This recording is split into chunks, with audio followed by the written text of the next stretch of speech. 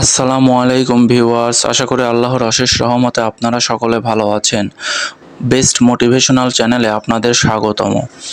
আজকে আপনাদের এমন একটি বেস্ট টপিক নিয়ে আলোচনা করব, যেটি আপনারা জানলে অনেক কিছু সোজা হয়ে যাবে। আমরা জানি অনেক জেপিজি ফটো আমাদেরকে ভেক্টর আকারে শেপে পরিবর্তন করতে হয়। তো আপনাদের আজকে দেখিয়ে দেব যে কোনো জেপিজি ফটো ভেক্টর বা শেপ আকারে পরিবর্তন করে আপনারা যে কোনো কালার করতে পারবেন। তো কিভাবে আপনারা করতে পারবেন A to Z বিস্তারিত আমি আপনাদের দেখিয়ে দেব। আপনাদেরকে দেখিয়ে দেব এই লোগোটি কিভাবে আপনারা ভেক্টর আকারে পরিবর্তন করে এই যে ভেক্টর শেপগুলো দেখছেন এক একটা শেপে পরিবর্তন করে যে কোনো কালার করতে পারবেন। তো কিভাবে করবেন কথা না বাড়িয়ে চলুন আপনাদের দেখিয়ে দেওয়া যাক। তো বন্ধুরা, আমি আমার ইলাস্ট্রেটরটি এখানে ওপেন করলাম। ওপেন করার পরে আমি যে পিকটি আপনাদের জেপিজি থেকে ভেক্টর শেপ করে দেখাবো সেটি এখানে নিয়ে আসব। এই পিকটি এখানে নিয়ে আসলাম কপি করে, যখন AI ফটোশপে পিকটি আমি নিয়ে আসলাম। নিয়ে আসার পরে আমাকে কি করতে হবে A to Z এখানে দেখে নেন।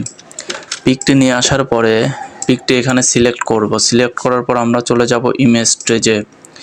ইমেজ স্টেজে যাওয়ার পর আপনারা দেখতে পাচ্ছেন এখানে যে আমার যে জেপিজি পিকটি ছিল সেই লোগোটি সম্পূর্ণ বিভৎস অবস্থা হয়ে গেল।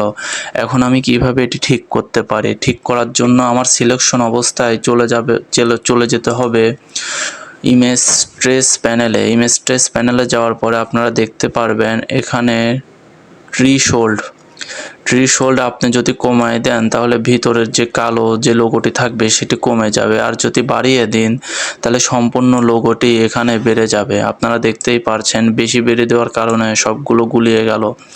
দেখুন, আপনারা পরিমাণ মতো যখন এটি দিতে পারবেন তখন এটি সম্পূর্ণরূপে লোগোতে পরিণত হবে। আপনারা দেখতেই পারছেন আমি কমিয়ে দেওয়ার কারণে সেটি কমে গিয়েছিল এবং বাড়িয়ে দেওয়ার কারণে বেশি হয়ে গিয়েছিল।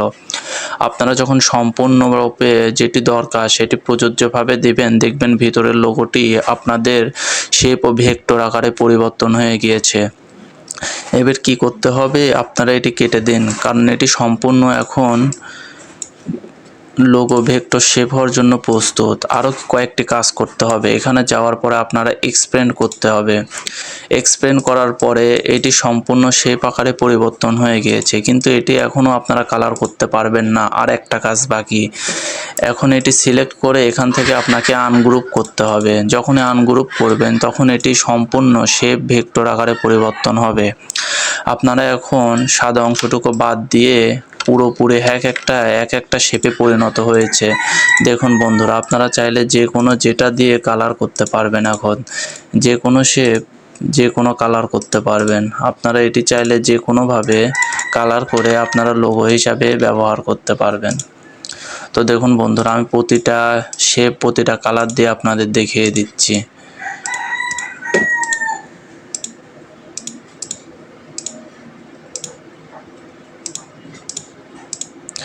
দেখুন বন্ধুরা, এখন এটি প্রতিটি শেপ আকারে পরিবর্তন হয়ে গিয়েছে, আর আমরা জানি প্রতিটা শেপ যে কোনো কালার করা যায়। দেখুন বন্ধুরা, আপনারা জেপিজি ফটো যে কোনোভাবে এইভাবে শেপ আকারে পরিবর্তন করে যে কোনো কালার করতে পারবেন।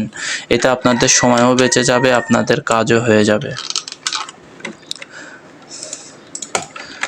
দেখুন বন্ধুরা, ছিল কি আর আমি বানিয়ে ফেললাম কি।